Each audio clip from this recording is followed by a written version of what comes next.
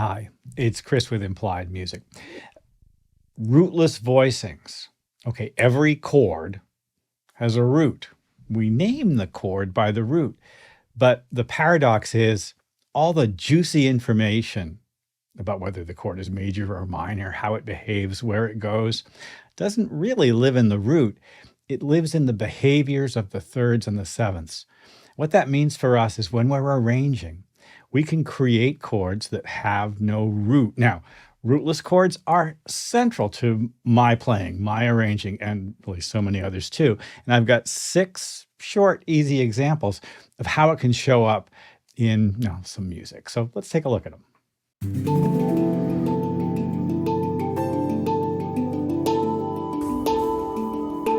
Well, first of all, if this is the second or third time you've seen a video of mine and you're getting something out of the channel, you're finding that the kind of music theory that we talk about here is useful to you, not in an academic way, but in a way that's just practical. You can put it to work right away for yourself.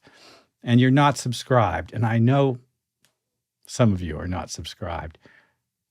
Now's the time. Subscribe to the channel, please. It's great for the channel. Thank you. It's great for the community of composers and producers and arrangers. Listen, I want to talk about rootless voicings, and I've got something linked below in the description, which is kind of a worksheet. It's really sort of oriented towards keyboard players and people who use keyboards a lot. Several different sheets, Google drive folder where you can download these worksheets. You have to kind of be able to read music to use it, but might be useful for some of you. So this is the way, I taught myself to do this. And of course I had help from my teacher, Dr. Roland Wiggins as well, right? So here's a D minor 7, and its root is D, the third F, the fifth A, the seventh C, and we could add a ninth E, even an 11th G. Now listen, that's a lot of notes to play at once. So what I'm interested in is condensing those ideas. And in order to do that, I need to toss a note. And the first one I'm going to toss is the root, the D. So now I have something that looks like this. And my computer, ignorantly, thinks it's F major 7. If I play this, my computer goes, F major 7, Chris, look, it's F-A-C-E. But it's not. It's D minor 9. I've built the D minor chord over the third. I could just as easily build it over the 7th. And this is, I think, central to the idea. You build your rootless voicings over the third or over the 7th. And we can do that with minor 7 chords, with dominant chords, with major, regular minor chords. It all kind of works the same way. Well, that's the approach, that's the trick, if you will, that I used for each of these examples. So let's go back to the beginning and take a look at them. So for our first example, we're using something really similar to what we just did. The first 2 chords are D minor 7, G13, and then the G13 turns into G minor 7. There's the 7th, F, 9th, 3rd, 5th. G minor 7 is the 2 of F, and C7 or C13 is the 5 of F. So I've got a 2-5, first in the key of C, then in the key of F. And they pair together well because of their root relationships. Listen to the sound. That's the rootless version. And then let's just drop in the root so it's easier to hear.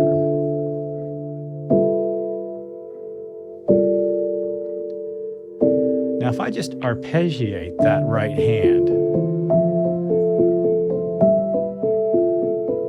I get a really elegant sound.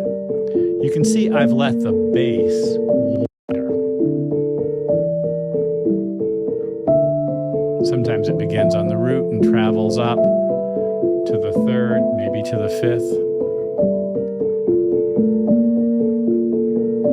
And honestly, this is a beautiful sound. It's often used in jazz, this rootless voicing idea. And in fact, those voicings are straight out of the Bill Evans sort of playbook in a way. But boy, it's awful pretty in this context too. Let's go on.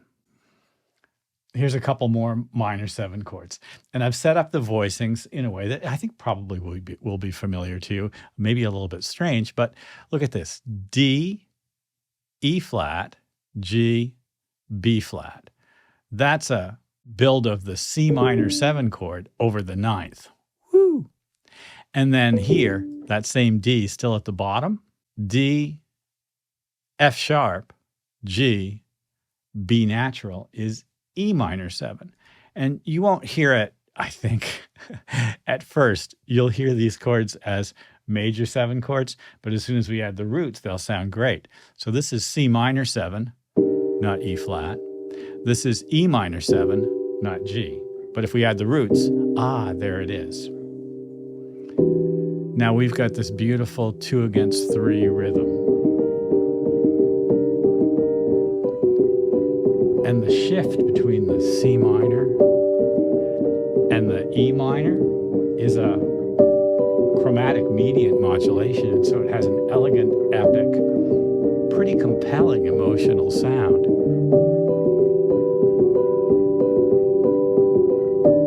The D on the top is common to both, and so I'm using it as a pivot, as a melody.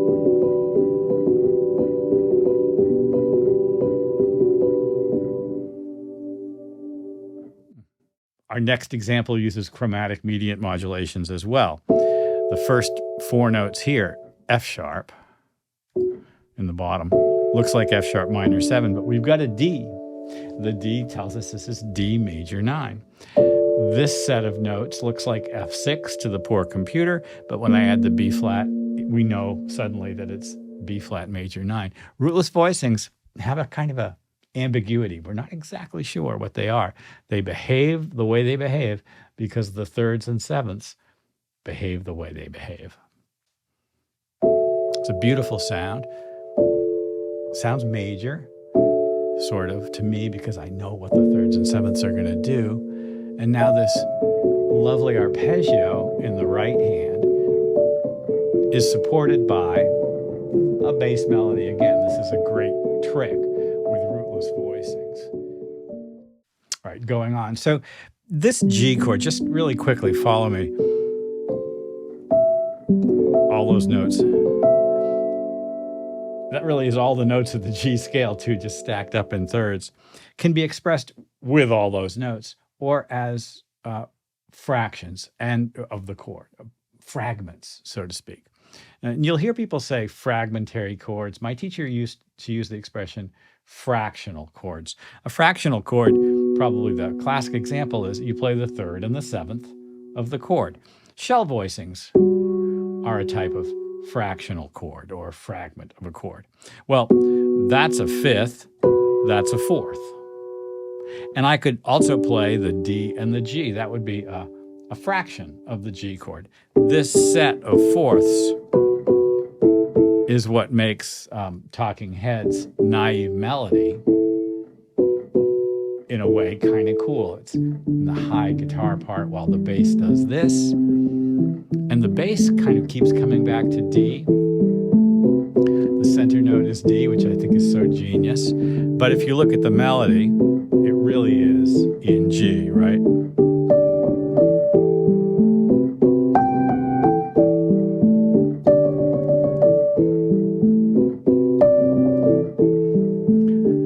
And then you sing, it's in G. Surprise, surprise. And this fun, oh man, I just love playing this.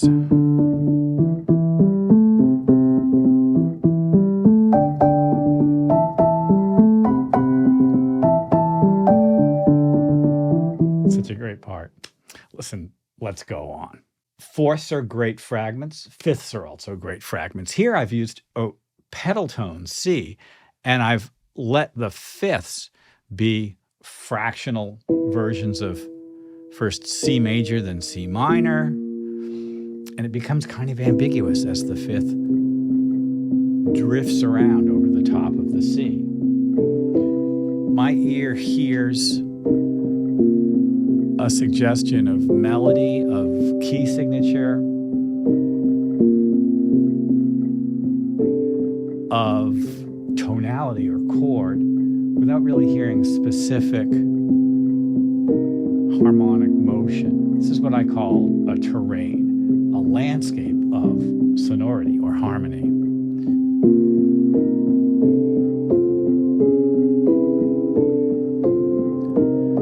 It's perhaps a little more complicated. It shifts in and out of what feels like being in key, right?